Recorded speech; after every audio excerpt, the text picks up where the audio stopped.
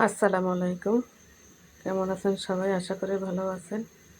Chicken কেটে নিছি, আলু কেটে নিছি আর চিড়া দিয়ে নিছি। চিকেন দিয়ে চিড়ে পোলাও করব।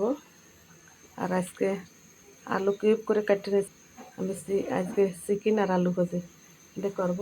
আমি জাল তেজপাতা দারচিনি এলাইছিলাম করে কাটা পেস্ট দিয়ে দিলাম, লবণ পরিমাণ এই দিয়ে দেবো না আর সম্পূর্ণ দেওয়া। এখন এটা ভাজে আমি মাংসটা দিয়ে দিই। তো মাংসটা আমি ভালো করে সুন্দর করে কষাই নিই।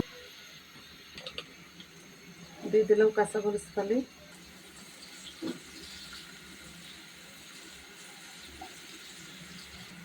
দিয়ে দিলাম গরম মশলা,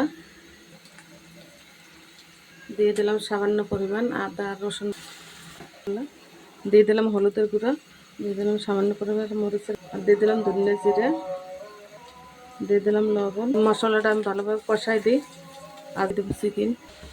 আমার মশলাটা কিন্তু কষা। দুপুরে কি রান্না করলেন সেটাও জানাবেন। আর দেশ ও দেশের বাইরে যে যেখান থেকে দেখতেছেন, আশা করি আপনাদের কাছে ভালো লাগবে। যদি ভালো লাগে প্লিজ একটা লাইক কমেন্ট শেয়ার, চ্যানেলটা সাবস্ক্রাইব করে রাখবেন। তো এখন তা আশা করি আপনাদের কাছে আমার মুরগি পোলা চিরার জন্যে যে মুরগির বসন দেখছেন, মাংসটা কিন্তু হয়ে গেছে। এখন এই পর্যায়ে আমি জালটা কমাই দেবো। পোলাওটা কিন্তু হয়ে গেছে। কিছু কিশমিশ, একটু গোলাপ জল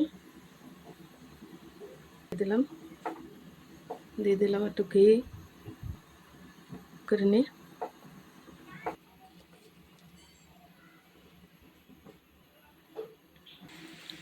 আমার আলু ভাজিটা কিন্তু হয়ে গেছে।